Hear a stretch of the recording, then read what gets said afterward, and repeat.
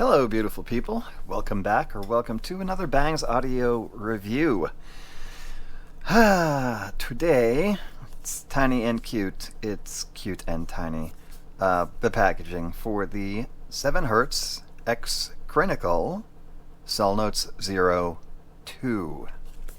So this is the updated version of the market-breaking Salnotes 0. Which I think Crinacle did have a say in the tuning on that, but he didn't take any credit for it. That has changed with the second iteration, so his name and avatar are right there on the top of the box if you can make him out. I mean, it's a collab, right? And that's okay, because I don't have a problem with collabs unless I feel like that they're way overpriced and that somebody's just doing a cash grab. I think those days are mostly over. It seems like people sort of wised up to that sort of gambit, and just it seems to me, for the most part, that most of the recent releases of collabs have been fairly reasonable in price and fairly well worth their money. So, but I will challenge the other Crinacle collab that I reviewed in the Truthier Project Zero Blue 2 with this 02, because I actually think that this set beats the Truthier collab, almost hands down, to be honest with you. That was the end of the laundry, so you'll know what I'll be doing after the end of this review. That was the washer. So anyway, life of dad, Mr. Mom. Yeah, packaging is pretty simple on this guy. Doesn't come with a lot. Comes with the earphones, comes with a cable, which I will get out for you, I hope, anyway. And a selection of ear tips, which the ear tips are pretty nice, actually. They feel pretty soft. Cable is decent. This is a 20-ish, 22, regular retail, 17, 18 ounce sale, if you can find it. Unfortunately, those are North American prices, because you can still get them for around $22 on Amazon North America, which I will link in the description. They were on sale a couple of weeks ago, which I unfortunately missed, but that's okay, because it's still not a big ask for these $22. But Ollie is I think 35 right now, and that's not including like the additional fees, which will probably push it closer to 50. So I think it's worth every bit of $50, but I would rather put that money into what I would have put it into had I been building the perfect beast. Ding ding ding, there's the title of the video, which included like $7-8 KB ear case, 24-ish dollar Heidi's cable. You can obviously do better than that with a Triple Zoni, if you want something a little less expensive. And then the Easy Tips from Whizzer, right? SS20 Easy Tips, which just came in the mail yesterday, so that was cool. I was able to pop well, I already had a couple of sets, but I was able to pop new ones on and see how that went. And those were the tips of preference for me, and I'll get into why. It's not just a Sonics thing. In fact, less Sonic, more comfort, insofar as the ear tips go. But that's what's on them, and that's what I used primarily for testing, because I did have some already on hand. Anyway, so you're not getting a lot in terms of accessories, but the accessories that you do get are fine. So there's no need necessarily to upgrade unless you're like me and you've got to have 4.4, then order a cable. There is no storage case or pouch included in this package, so that's going to set you back anywhere from $3 to $10 depending on your preference. I kind of like this case, and I think I got this off of Vine, so I didn't pay for it, but I think it's normally like $8 or $9, so that works. What else did we add? Oh yeah, tips, cable, case. So if I had purchased all these things independently of the IMs themselves, then we're looking at around a $50 to $55 like all-in investment, and to me, 100% worth it. Because if you are going to accessorize or upgrade or modify, I guess not really modding, but if you're going to do stuff to a set, you want that set to be really, really freaking good to start with. And that's what the 02 is. It surprised the heck out of me, actually. I never heard the original Salnotes 0, so I can't compare it to that. But I can compare it to some of the single dynamic driver sets that I've listened to recently, and I will. And you might be surprised where they sort of fall into the rankings, actually. But for now, let's get the specs out of the way because the unbox is over. This is a 108 decibel sensitivity set. Frequency response from 10 hertz to 20 kilohertz. They brag about a less than 1% total harmonic distortion that did play out when I measured them, when I graphed them. The THD was like almost nothing. 10 millimeter dynamic driver, 32 ohm resistance. So a little bit higher in the resistance, and that's why I think that the 4.4 millimeter balanced cable is a good idea for these. But anyway, the 10 millimeter dynamic driver says it is a PU plus metal composite diaphragm. It's like a dual cavity situation, kind of like, going way back to the Starfield, the original Starfield from Moondrop. But it's a good configuration, and it seems to present itself very, very well. But I'd like to know what the metal is, and I couldn't find it. So if you know what the metal is, please let me know. Based on my experience, I'm feeling like it's more along the lines of titanium or aluminum and less of the beryllium. It doesn't have that, like, you guys know beryllium drivers, just they pretty much kick ass. It doesn't quite have the resolution or detail of a beryllium driver, beryllium dynamic driver. Just saying that. But whatever metal they used, it was a good one. Definitely not like a cheap sounding like PUPEK, like, just all like liquid silicone stuff. Like it's got some bump to it, it's got some bass to it, it's got some decent detail and resolution and soundstage and all of that going on. So as we get into sonic impressions and graph, let's take a look at that graph. Posted this in the community section yesterday, and initially you're going to look at it, it jumps out to you that there's a bit of a channel imbalance here in the ear gain and into the mid treble, low to mid treble. It's like these things that are like around a decibel, decibel and a half maybe, like they just don't really present themselves to me as being any sort of problem. Like I didn't feel like I was listening to like the left channel, which is the higher one here in green. If you can make it out, probably can't. It didn't sound like brighter on the left or like skewed left in treble or ear gain energy or anything like that. So I know that we all love like dead on perfect channel matching, but I don't feel like it makes a huge difference unless it's something really egregious, right? If it's like way off, then it could make a difference.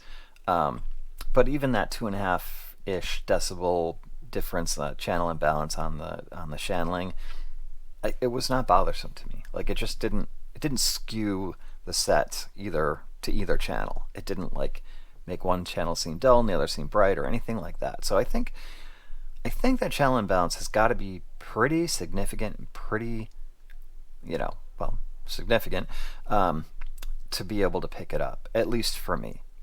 Some of y'all maybe have better hearing than I do at this point. I'm not going to argue that. You may very well. But for me, it's not an issue, especially when it's like within this decibel to decibel and a half range. Didn't really pick it up. Sub bass over mid bass. There's still enough mid bass to give you some punch, but it is definitely a sub bass focused set. So as you can imagine, there's plenty of rumble and there's plenty of just that really like grounding sub bass, sort of just sets the set up for success, in my opinion. And like I said, the mid bass is nothing to sneeze at. It's just not a mid bass focused set. So if that's more your deal, this is probably going to fall a little short in that category for you. But overall, the balance of the set, I think, makes up for it quite a bit. You've got a decent amount of ear gain energy. It's moderate. It's not super high. It's not super low. The energy is nice, I think. Keeps things kind of crisp and clean heading into the treble. The mids are definitely solid. I don't really know what to say about mids anymore. Like if they're so recessed that it affects like vocals and instruments, and I'm gonna mention it, but let's just say that vocals and instruments in this frequency range here presented themselves, I felt like, as they should. They didn't seem veiled. They didn't seem distant. They didn't, they were present and they were nice. And not too super cool or clinical. This is a fun set. It's a fun listen.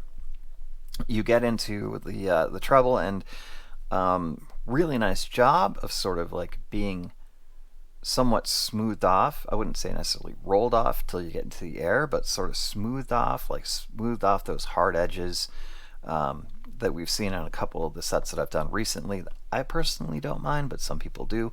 So if you're more treble sensitive, then this is going to be definitely up your alley. The treble is quite smooth. It does not lack detail. It's just not a detail beast. It doesn't lack resolution. It's just not highly resolving. It's not like lacking, like there's a nice amount of soundstage, there's a decent amount of depth to it. It's just not going to blow you away like a concert hall kind of immersion, like holographic stuff. It's not there. But it does position correctly. It does image correctly. It's just not over the top. What are we talking about here? We're talking about a $22 set. Everyday regular retail price. It sounds good. Like, it sounds better than good. It sounds really good. And I think that is, it's just something that you really appreciate, especially nowadays when prices are kind of all over the place and everything's uncertain insofar as, tariffs and trade deals and all this stuff. It's just a convoluted mess. If you can find a solid, fun, really good quality IEM for less than $25, that's winning. But that's just winning, because like I said, you can take the money that you saved on buying a $50 or $60 set, or $70, like the Truth Ear Zero Blue 2, right? You can take that money that you saved, because these I like better, and you can put it into some nicer accessories like a Sony cable or a Heidi's cable, a case, ear tips, to your liking, and you're still going to be under $50 or $55 all in for a really, really good sounding set. I don't know. I think that, what did I see on Reddit the other day? Somebody was like complaining that there was a subreddit about, 20, don't waste your time with $20 sets, and they were all got their panties in a bunch about it, and just like, didn't really like, I don't think it's right to look at it that way. I would never say that a $20 set is a waste of your time, because of sets like this, because of sets like the Warner, because of sets like the Adonis, not the Queen of Audio Adonis, the SGOR Adonis, right? Because there are sets out there that are really just plain old enjoyable. So you can't just dismiss an entire category, an entire price category, because maybe you ran into a couple that you don't like, or maybe it's not as good as your freaking, what were they comparing it to? The Audio, Hype 4. Like, why are you going to compare like a $380 set to a $20 set? Like, why are you even going to do that? Okay, it's just dumb. At the same point, I can see the argument for spending more money, as long as the qualitative difference is noticeable enough to you to justify it.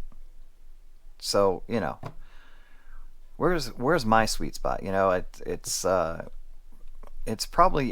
in that $50 to $150 range where I find a lot of really good stuff.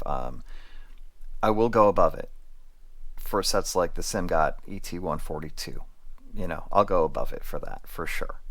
And there are other sets. I just can't think of them off the top of my head, but there's the ME600 from Shanling. That's the Performer 5+2 from AFU. There are sets that I feel are worth the money, but if you don't have the money to spend, or you'd rather spend it on several sets than just on one, There's no problem with that. There isn't. So I will always advocate for 20-ish dollar sets that are of good quality, that you can tell time and effort has been taken to put a good driver in it, to tune it well, and even if the accessories are lacking, at least you have the foundation of putting together something really nice for not a lot of money. So that's my recommendation on this set. Buy it for the sound quality and then accessorize to your level of want. You don't have to. You can go with stock cable and stock tips and save your extra money and be 20 or $22 all in, or 24, whatever it is with tax in your area, and you'll be fine, because these guys are really good. If I haven't said that already, which I think I have. They ran through the test tracks without issue. I didn't find a weak spot. I'd say, if you're like a classical music listener, like orchestral or quintets or quartets or whatever, maybe gonna fall a little bit short on the detail on those for you. But everything else you're gonna be fine. Hip hop, metal, pop, K-pop, J-pop, country, classic rock, just hard rock, like whatever you're gonna listen to, like they handle it. I mean, I literally just didn't skip. I just let the test tracks play, and I was like, wow, these are really, really enjoyable. So they're getting a highly recommended because they're $22.